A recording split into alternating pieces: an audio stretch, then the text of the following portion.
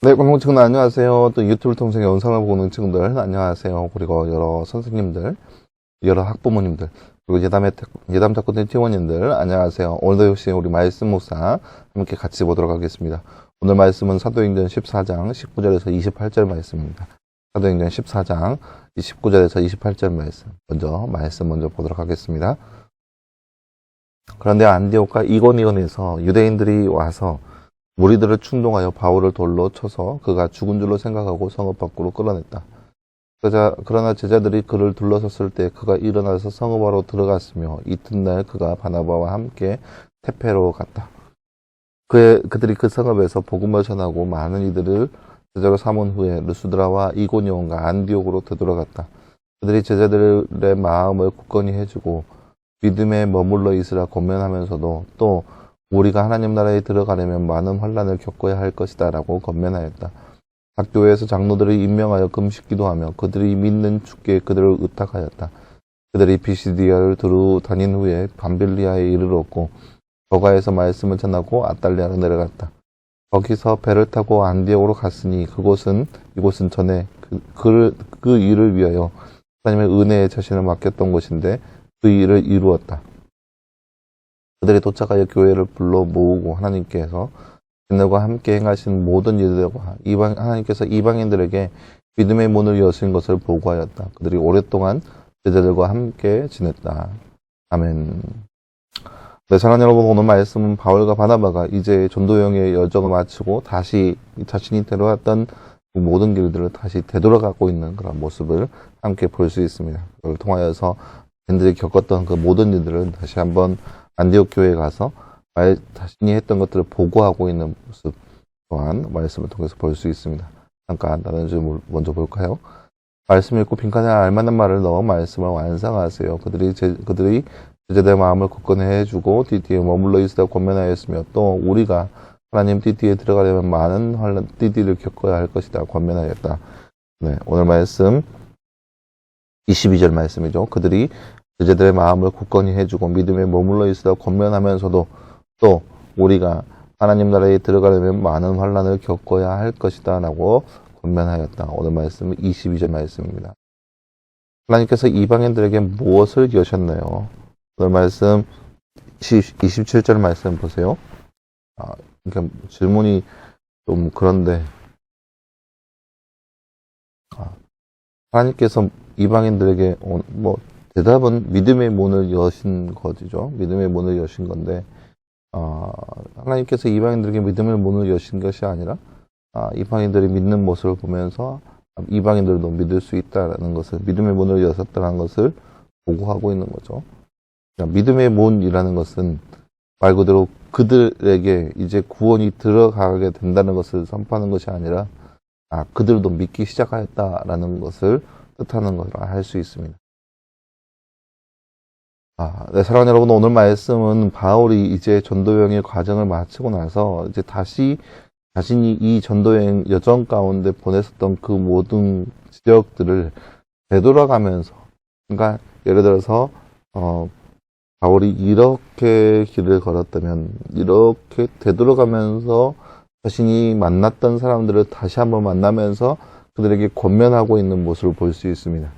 그러니까 바울이 이 안디옥이라는 지역에서 출발해서 배를 타고 쭉 건너가서 루스드라니 데베니에서 이 데베를 기점으로 해서 오늘 우리가 읽은 말씀에서는 테베라고 나와 있는데 이 테베라는 지역을 기점으로 해서 다시 한번 루스드라라고 해서 쭉 돌아오는 모습을 볼 수 있습니다. 그러면서 자신이 만났던 사람들에게 가서 다시 한번 권면하는 거죠.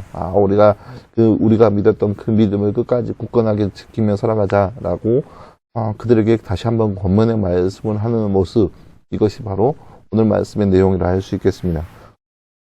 그 핵심이 되는 말씀이 이제 바로 우리가 아까 나눴던 것대로, 22절 말씀, 그들의 제자의 마음을 굳건하게 해주고 믿음에 머물러 있으라라고 권면해 주었습니다.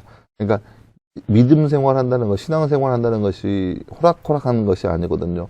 매번 찾아오는 시험과 환란이 그들 가운데 놓여져 있을 것인데 그 시험과 환란 안에서 그 마음을 굳건히 하여서 믿음을 끝까지 지키라고 하는 것이 믿음에 머물러 있으라는 것이 바울의 권면인 거예요. 왜요? 그만큼 힘들고 고달프니까 여러 가지 시련과 환란이 놓여져 있으니까 바울이 끝까지 그 믿음 안에서 믿음을 굳건하게 지키라, 믿음 안에 있으라는 것이 바로 그 권면의 내용인 거예요. 그러면서 그 뒤에 나오는 하나님 나라에 들어가려면 많은 환란을 겪어야 할 것이다 라고 경고하는 거죠. 어찌 보면은. 그러니까 믿음 생활하려면 여러 가지 시험과 환란이 찾아온다는 거예요. 쉬운 삶이 아니라는 거죠. 그러니까 여러분 보세요. 우리가 흔히 하는 말로 믿음의, 그러니까 구원에 이르는 길은 좁은 문이라고 얘기합니다. 좁고 협착하여서 지나가기 어려운 길이 좁은 문이에요. 하지만 믿음의 길, 그러니까 구원의 길이 아닌 길은 넓은 문이에요.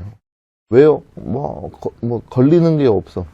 그러니까 구원이 우리 가운데 없다면 그 삶은 너무나 쉬운 길이에요. 그냥 내 마음대로 하면 돼요. 세상의 가치관 안에서 내 마음대로 살아가면 돼요. 내가 뭐 하고 싶을 때 뭐 하고, 뭐 TV 보고 싶을 때 TV 보고, 뭐 하고, 돈 쓰고 싶을 때 돈 마음대로 쓰고, 마음대로 하면 돼요. 삶이 바로 믿음, 구원과 전혀 상관이 없는 삶이에요.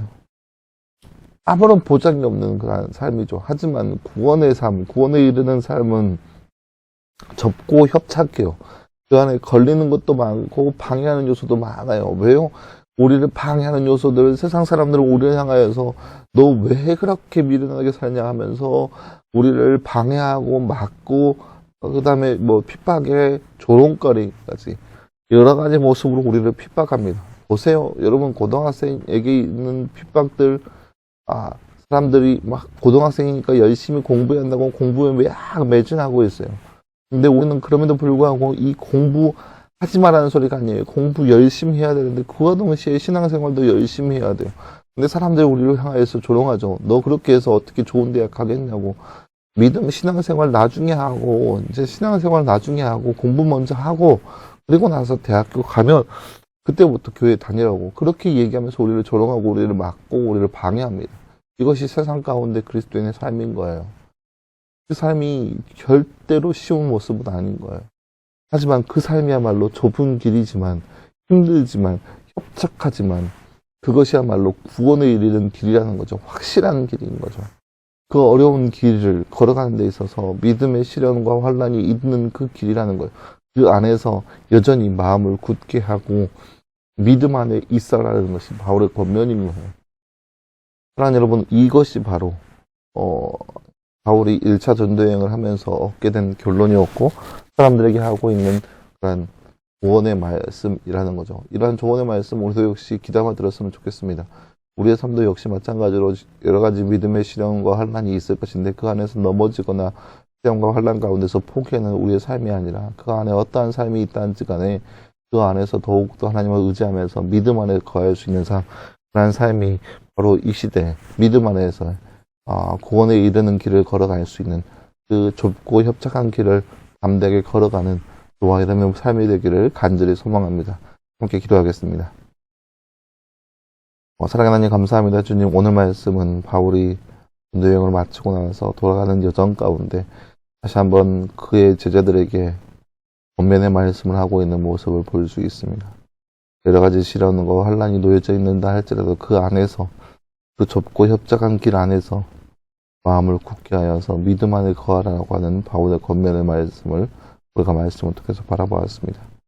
이 시대에 살아가는 우리의 삶에도 우리의 삶 가운데 아무리 어렵고 힘든 것들이 우리 앞에 놓여져 있는다 할지라도 그 안에서 믿음 굳건하게 하시고 믿음 지키게 하시고 그 믿음 안에 살아갈 수 있는 우리의 삶 될 수 있도록 그래서 우리 가운데 함께하여 주시옵소서.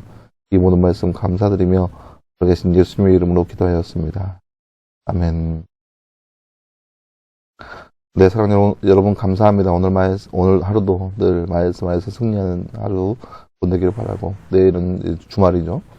하루 동안 잘 준비하였다가 주일날 함께 모여서 하나님께 기쁨이 될 수 있는 그런 예배를 함께 모여서 예배드렸으면 좋겠습니다. 모두 다 한 자리 모여서 기쁨으로 예배할 수 있는 우리의 모습이 되었으면 좋겠습니다. 여러분 수고했고요.